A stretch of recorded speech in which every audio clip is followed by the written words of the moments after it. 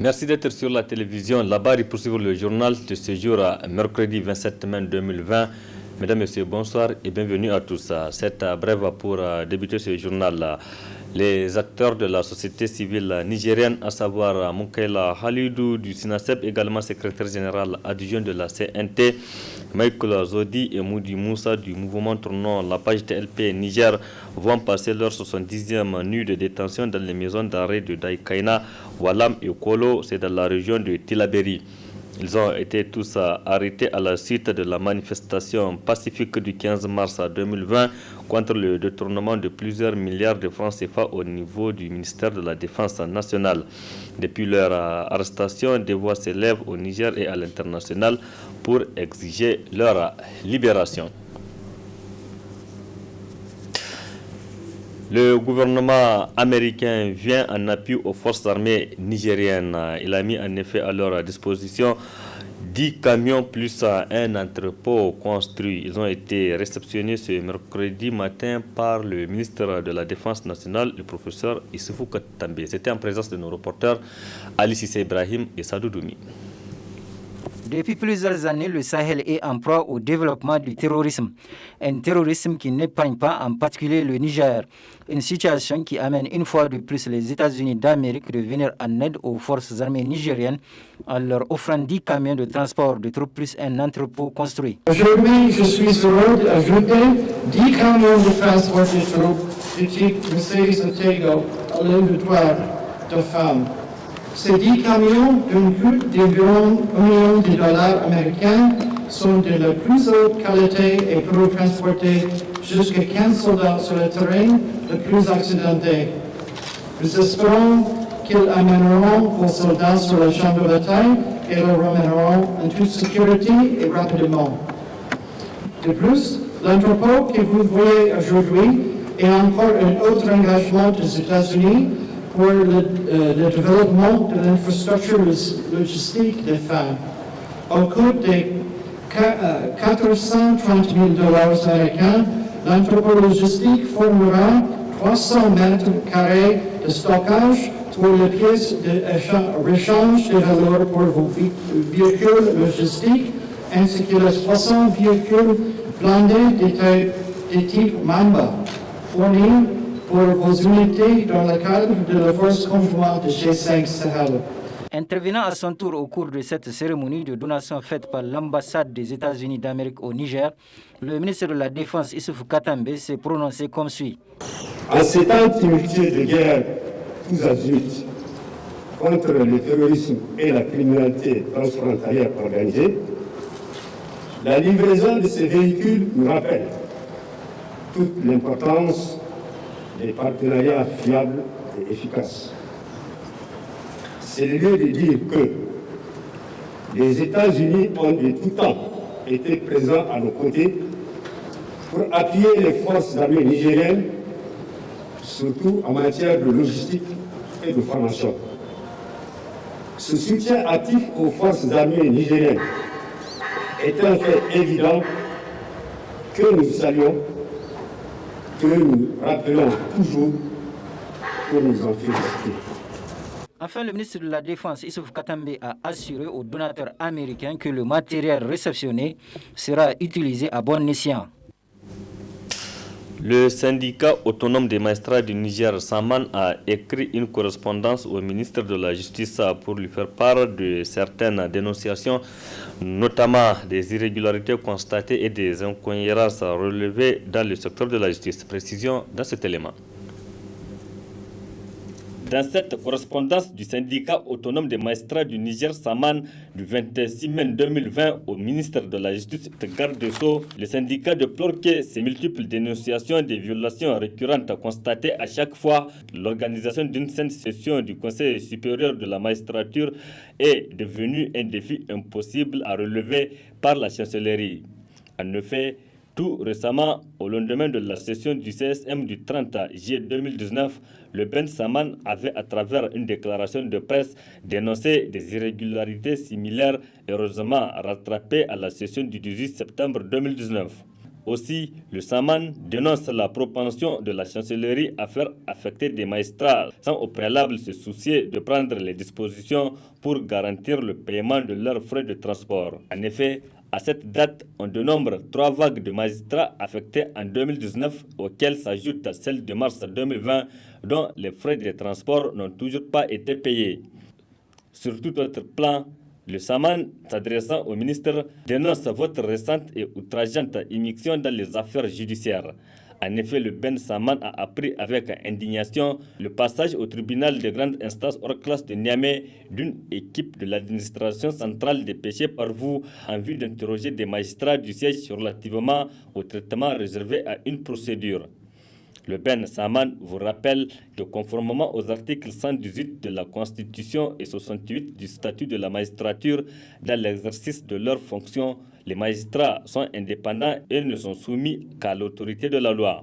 De même, il vous rappelle qu'au sens de l'article 72 du statut de la magistrature, le constat d'éventuels manquements professionnels reprochables aux magistrats du siège relève de l'inspection générale des services judiciaires ou de la hiérarchie judiciaire incarnée par le premier président de la Cour de cassation, le président et responsable des cours et tribunaux et non d'un quelconque cadre de l'administration centrale.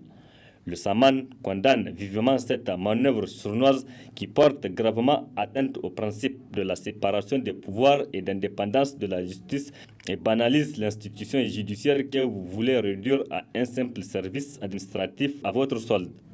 Par conséquent, pour la énième fois, le Saman vous invite à vous accommoder du respect de la loi dans la gestion de la carrière de ses militants et la mise en œuvre de vos attributions. En tout état de cause, sans avoir la prétention de couvrir les forfaitures de ses militants, le Saman réaffirme son engagement de sa détermination à combattre toute entreprise visant à les démoraliser ou à les avilir dans l'exercice de leurs fonctions.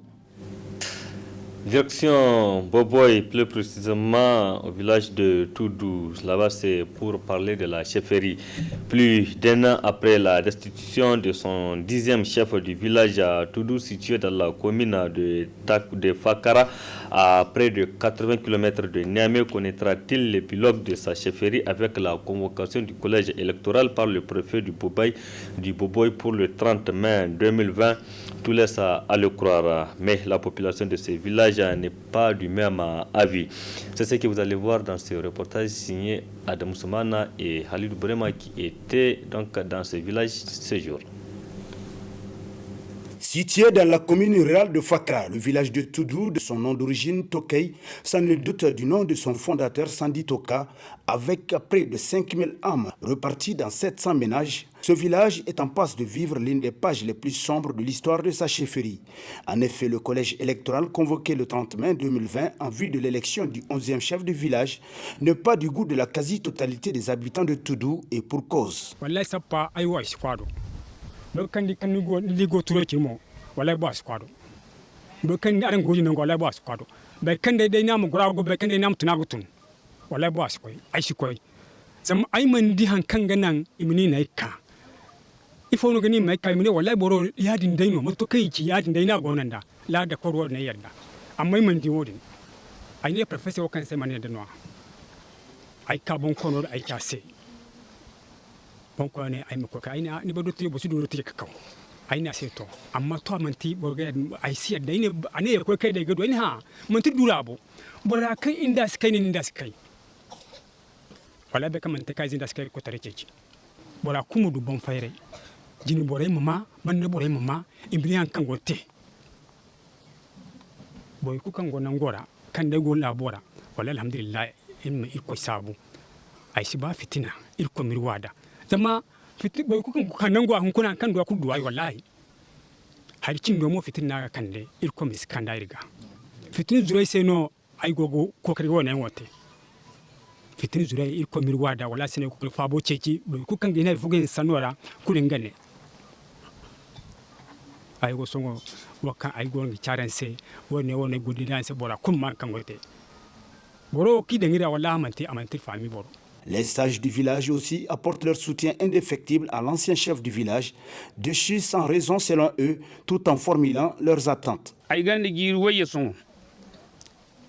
ka ita cho ngai no ko itre samune ga tancarga ilmo mbaygudo birim wonde dungo amma ko karbando ga iri wodi kai foyango ni ngai furo kai irsi bay man tirsi baray no man tay fama tur ko itere ran isinda haykulu kai gini ngi tur ko itere ceci amma hino kambandi ne iri magandi ngai o hino ngai dangirka lallamo iri gna dai indi ze zuzai iri bay kan nan kulkan kimfuri ga katare donc iri wo zuzai din bon iri go konte iri ko bari go konte ibon hino ma kai ga gingi hino kebe zama zuzuma man ban zuzuma guzu tiskan bara ifo sai no hino gane ga mate zuzuma man ban ginda hakan sai ne go ginda dan hino ga am kai gingi hin tara kebe kan imi hin suru izam innin zai zuzai kan bara no cito go wallahi kai kulkan zusis go kan agoi kan arkebe kan yakin no ngadi nga goda mu irge danda dan hawki goni ko tara danda mun ci justice stirno me sazu no parfait ni ngadu man no message funasi iro sibe nan kan message funasi ya dinga justice sanni iri man justice sira iri da na message man no message fun parfait ni kan ngo nga sikai di rawra ile nga mateno alla manji hada ko traditionnel ko tare won ato nan kine barkan tun ku bon da dai no asin da kai amman ni se kan handa hala man ni se kala ba fono no ine nga madan ngo nga gada alle ba man fono hay bosi mo sene fono ko kai fono mo ne wo aseno irne gindadan hinoga ima adile zami irkulman tikala izeno. Aruna Sidi, le 10e chef de village de Toudou, lance ainsi ce vibrant appel. Ay kimo ay go gindadan hinoga ima kaise tare ima nonda.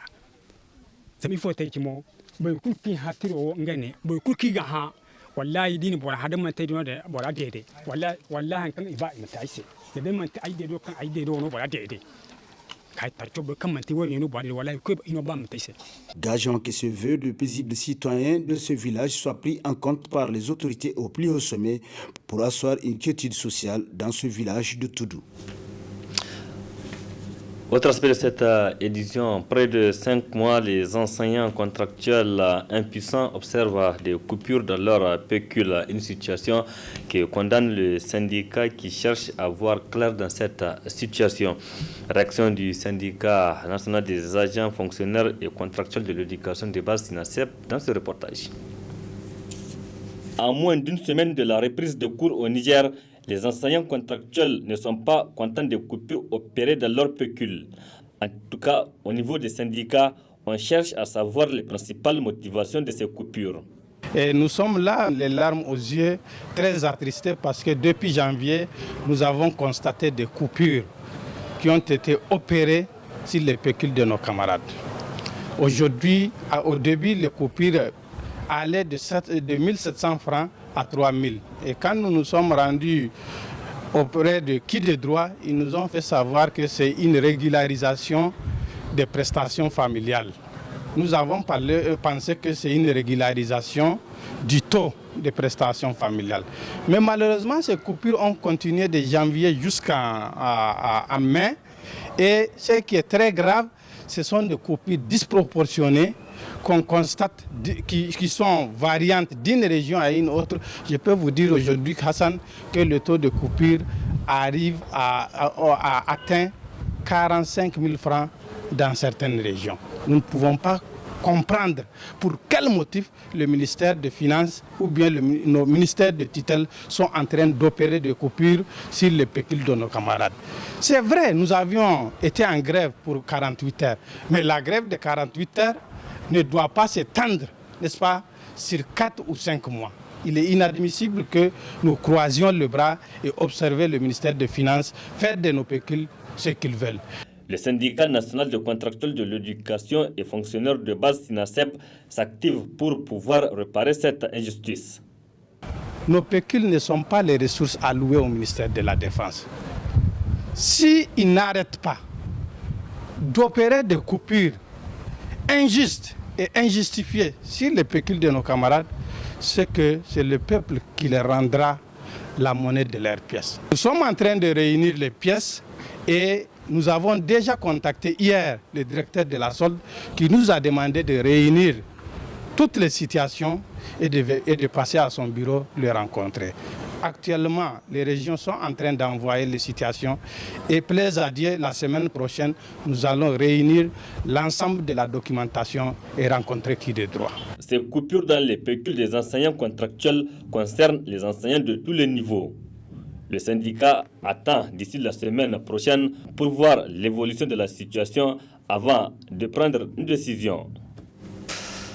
Un mot de la santé avec la situation du coronavirus à la date du 26 mai 2020. Le Niger compte 952 cas positifs déclarés, 93 en cours de traitement, 796 guéris et malheureusement 63 décès enregistrés. Cette pandémie, comme vous le savez, affectait presque tous les secteurs.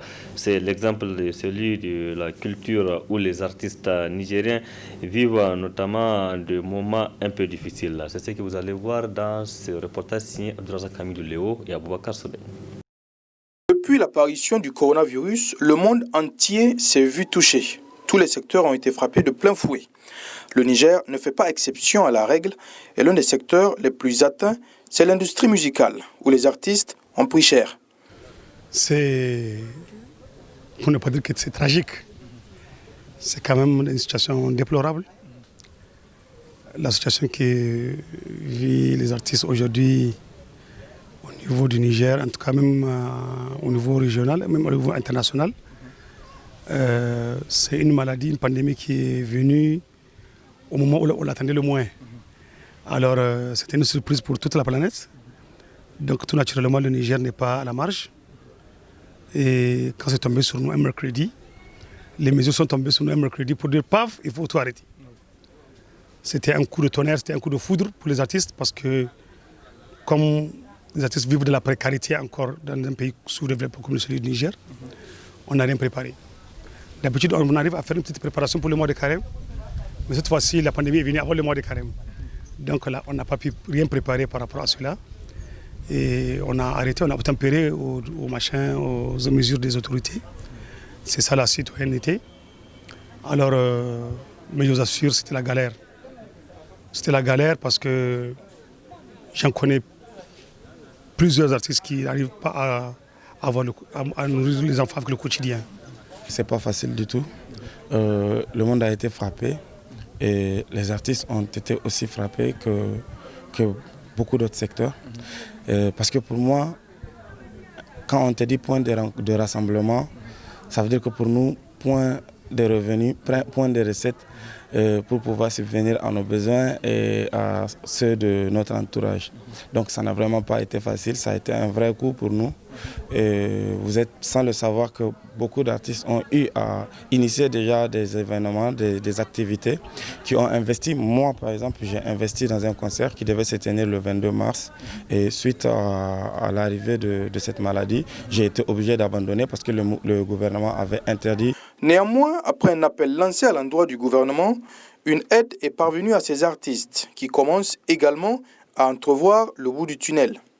On a fait un point de presse par la voix de l'ANACIM. On a porté nos voix vers notre gouvernement. Ils nous ont entendus. Quand ils nous ont entendus, ils ont répondu à notre appel. À travers l'ANACIM, on a fait un plaidoyer au niveau du gouvernement pour regarder le cas spécial des artistes, dès lors que des mesures d'accompagnement ont été déjà prises pour les franges sociales.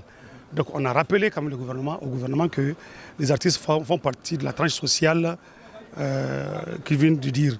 Donc heureusement, vraiment, le président, avec sa clairvoyance, a ajouté les artistes, ceux qui font le métier de la musique, ceux qui côtoient les acteurs de la culture, comme elle a dit, tous les acteurs de la culture, il les a ajoutés parmi cette mesure d'accompagnement. Et Dieu merci, aujourd'hui nous sommes en train de partager les vivres aux artistes. Déjà, le Niger, pour le point de vue de la culture, nous ne sommes pas encore très formidables, mais en tout cas, si nous sommes lâchés quand même ces derniers temps-là, d'ici une semaine, si nous sommes relâchés, on va rattraper le retard, on va même rattraper les autres pays en ce qui concerne, parce que beaucoup sont en retard, alors on risque on va s'aligner avec les autres. Reste plus qu'à croiser les bras pour ces artistes qui sont dans une situation des plus inconfortables afin de voir les lieux de loisirs réouverts. Place à présent à notre rendez-vous hebdomadaire, la chronique judiciaire. Elle porte cette semaine sur le thème la tentative punissable au regard du code pénal, un thème qui sera développé par Maître Ahmed Maman.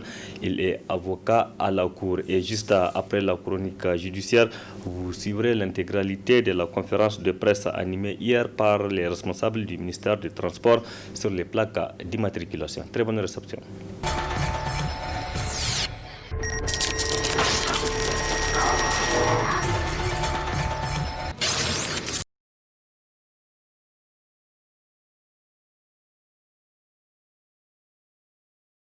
La tentative punissable au regard du code pénal, c'est un thème en tout cas qui est important et qui est développé pratiquement à travers l'article 2 et 3 du code pénal.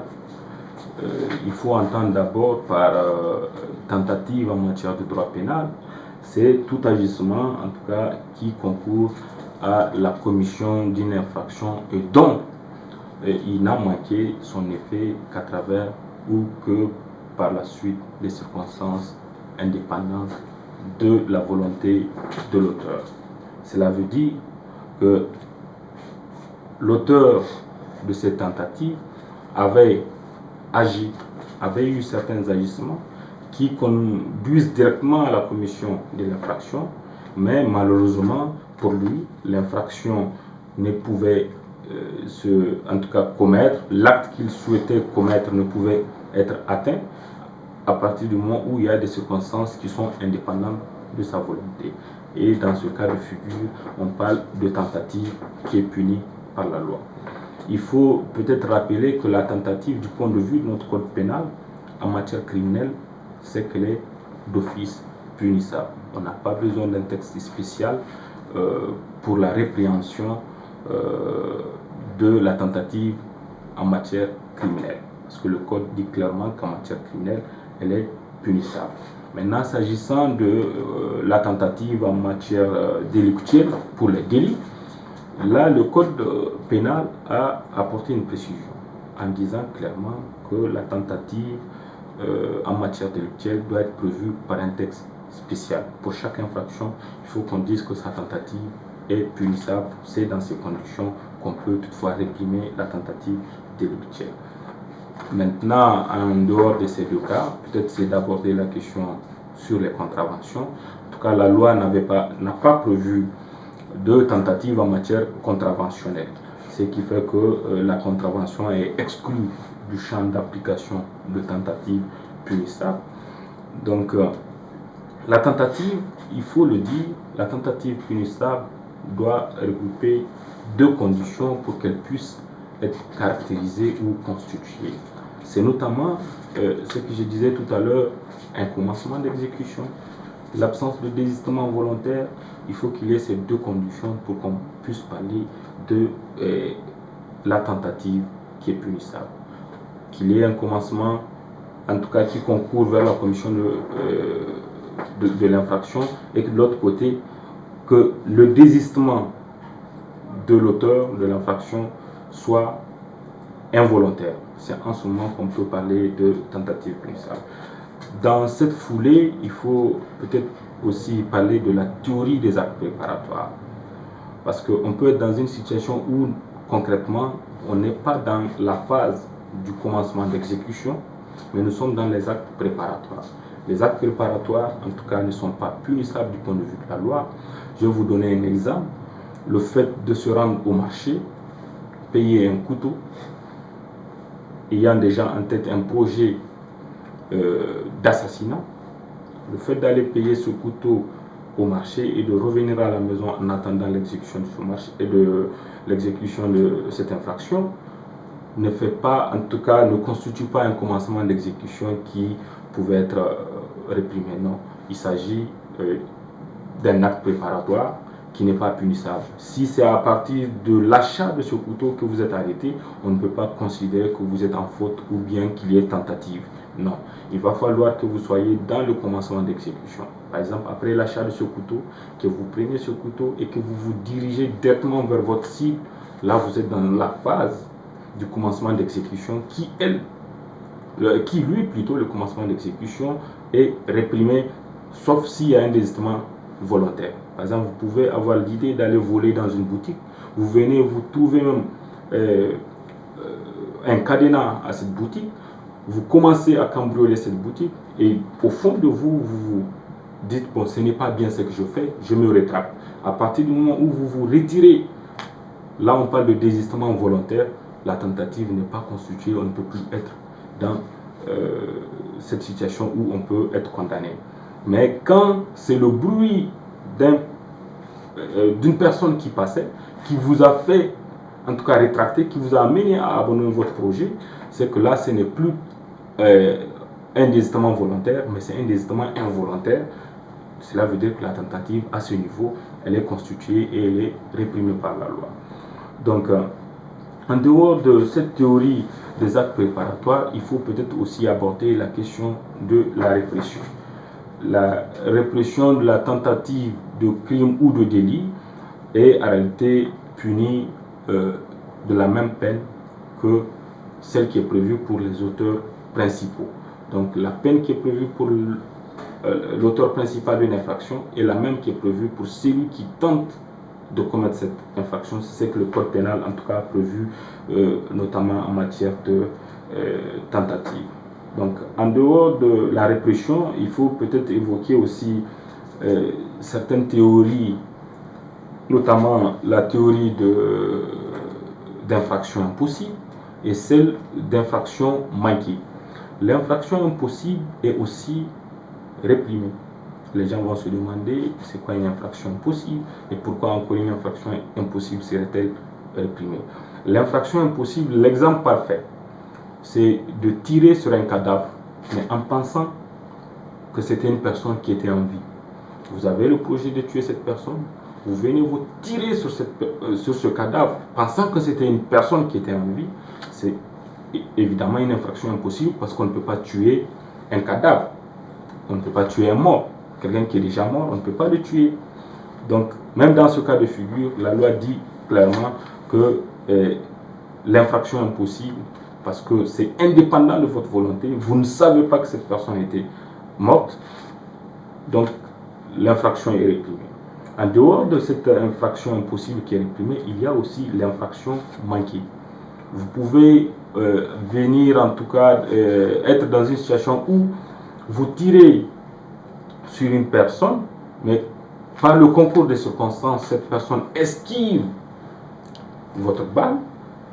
Là, vous avez déjà tiré. Nous sommes déjà dans le commencement, on est même très loin dans le commencement d'exécution parce que vous avez déjà tiré votre arme. Mais malheureusement pour vous, vous ne pouvez pas atteindre cette personne parce qu'elle avait esquivé ou il y a une circonstance qui a fait en sorte que vous ne l'avez pas atteint. Donc, même dans ces circonstances d'une infraction manquée, et la tentative est constituée et elle est réprimée du point de vue de la loi.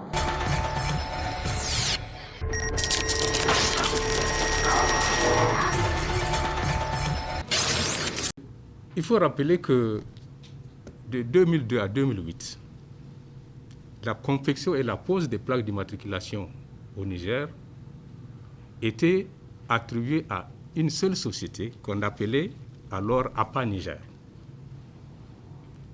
Si vous avez vécu cette expérience, il vous arrivait de faire 3 voire 4 mois avant d'avoir votre plaque d'immatriculation, pour cause de longues périodes de rupture de la matière première. En janvier 2008, pour répondre aux préoccupations justement des usagers, le ministère chargé des Transports a publié l'avis à manifestation pour la confection et la pose des plaques d'immatriculation et accessoires. Cet avis était pour recruter 3 concessionnaires. Mais à l'issue du processus, seulement 2 prestataires ont été retenus. Ce sont les 2 confectionneurs de plaques que nous avons connus jusqu'en 2017, dont l'un était situé au quartier Terminus, l'autre au quartier La Crouse. à la création du guichet unique automobile Guyane. Et dès le 17 juillet 2017, après son opérationnalisation, le ministère a demandé, conformément au cahier de charges de Sony Loga, que ces concessionnaires soient sur la plateforme du Guyane. Malheureusement, un des concessionnaires, pour des raisons qui lui étaient propres, ne s'était pas installé. Alors, on est retombé alors dans la situation d'avant 2008, avec des longues files d'attente, des manquements au cahier de charges du seul concessionnaire du fait qu'il soit seul sur la plateforme. Le ministère a alors jugé utile, après appel d'offres international, de recruter un troisième concessionnaire. Et son contrat, sa convention a été signée le 22 juin 2019. Mais c'est seulement le 3 mars 2020 qu'il démarra effectivement ses activités au Guyane. Après, malheureusement ou heureusement pour lui, un aller-retour auprès des juridictions sur plainte du premier concessionnaire qui était déjà sur place au guichet unique. Voilà les raisons qui ont poussé le ministère en charge du transport à recruter ce troisième concessionnaire, qui d'ailleurs était déjà prévu depuis 2008 au niveau de l'avis lancé en 2008. C'est un fichier de l'administration. Ces fichiers découlent de la loi portant code de la route qui a été promulguée depuis 2014. Un décret est venu appuyer cette loi pour clarifier les domaines de l'immatriculation. C'est ainsi que, au niveau de l'administration, vous allez voir que c'est l'identité du propriétaire du véhicule, les caractéristiques techniques du véhicule qui sont dans ce fichier du véhicule, qu'on appelle fichier du véhicule. Fort des expériences passées, d'avant 2002, où il n'y avait qu'un seul confectionneur de plaques, entre 2002 et 2008, où il y avait les deux, où il y avait des pertes ou des plaques qui s'égaraient ou des plaques qui se confectionnaient autrement, le ministère a jugé de faire des conventions, cette fois-ci aux confectionnaires. Et un arrêté est venu spécifier les caractéristiques des plaques. Et dans ces conventions, on a introduit une clause, c'est l'article 10 ou 11 selon les conventions, où on parle de fichiers de plaques d'immatriculation et non des fichiers de véhicules. C'est un logiciel qui permet donc aux concessionnaires de plaques de travailler en réseau avec le ministère des Transports et Sony Loga. C'est dans cet arrêté qu'on a défini ce que c'est que le fichier ou le logiciel de suivi des plaques suivant leur commande. Ils peuvent être 3, ils peuvent être 4, comme le DIRCAM l'a dit. Chacun gérera les commandes des plaques qu'il aura. Aucun ne doit gérer les plaques de l'autre. Mais, pour des raisons de sécurité, on leur a demandé que chacun ait un logiciel de suivi et de gestion de leurs plaques.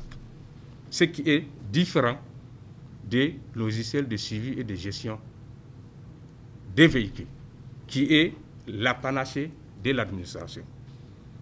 Et je tiens d'ailleurs à rassurer les uns et les autres qu'aucune information enregistrée dans le fichier national ne peut être communiquée ou divulguée à l'exception des cas expressément prévus par la voie réglementaire. Et d'ailleurs, les personnels chargés de la tenue de ces fichiers, à quelque titre que ce soit, sont tenus par le secret professionnel.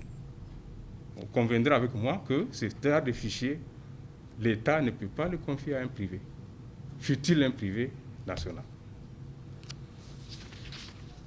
La troisième question par rapport au code QR, c'est d'ailleurs toujours l'arrêté qu'on peut d'ailleurs caractériser comme étant le cahier de charges du confectionnaire.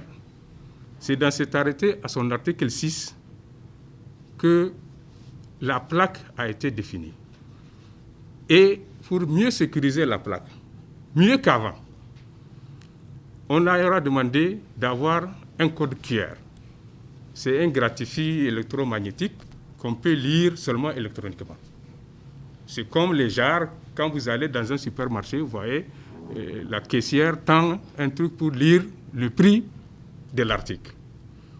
Ce code QR-là a des informations sur l'adresse, le nom, prénom du propriétaire du véhicule et quelques caractéristiques du véhicule, notamment le numéro de châssis, la couleur, la puissance fiscale ou d'autres informations. Ce dispositif permet aux agents de la circulation routière de pouvoir lire un véhicule en stationnement ou un véhicule mal garé ou qui gêne la circulation ou un véhicule suspect avec un portable, s'il a l'application, de lire et d'identifier le propriétaire du véhicule pour éventuellement ou demander qu'on vienne le dégager ou éventuellement pour pouvoir identifier le véhicule, pourquoi ce véhicule est à telle place. J'ai dit bien, ça permet de lire l'identité du véhicule et de son propriétaire en stationnement. Non, le code QR, monsieur le journaliste, ne permet pas de retrouver un véhicule volé. Ça, je vous donne la certitude. Ça permet, comme je l'ai dit, de lire en stationnement des identités pour faciliter aux agents de la circulation routière qui éventuellement auront l'application dans leur portable de lire l'identité et de pouvoir vérifier à qui appartient ce véhicule. Si, je ne vous le souhaite pas d'aventure, vous arrivez à perdre un véhicule, adressez-vous aux services compétents qui procéderont aux mêmes recherches et, à travers le fichier national, retrouvera votre véhicule.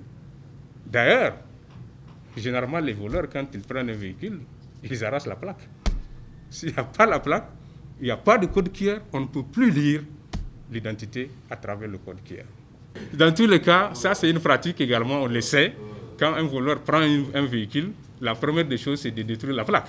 Parce que même votre proche peut voir votre véhicule ailleurs et il vous dira, j'ai vu votre véhicule, est-ce que c'est vous qui êtes dedans? Et de l'autre côté, le code QR, vraiment, on est en train de s'assurer vraiment que, du point de vue juridique, que tout est normal. Parce qu'il ne faudrait pas également que, parce que je suis un agent de la circulation routière, que devant le maquis de mon quartier, je me mets à lire la plaque d'X ou Y. Non. C'est pourquoi il y a vraiment, c'est défini qui doit l'avoir et qui doit gérer cette application. L'agent de la circulation, ou le policier ou le gendarme, peut, s'il a l'application, si le véhicule est en stationnement à un endroit, peut lire à l'instant T là, et au lieu X là, il peut situer le véhicule. C'est correct. À l'instant T et au lieu X, il peut situer ce véhicule-là avec s'il a l'application. Le véhicule se trouve devant Saraounia Mangou de Dosso. Un policier de Dosso, il l'a lu. À l'instant T, effectivement, ce véhicule est à cet endroit-là. Et s'il y a eu un signalement au niveau du fichier national, on pourra savoir que ce véhicule-là, enfin au niveau de la police, que ce véhicule peut être à l'instant T là, à cet endroit-là. Mais, comme je le disais, si le véhicule est déplacé, on ne pourra plus le situer à cet instant-là, à ce lieu-là.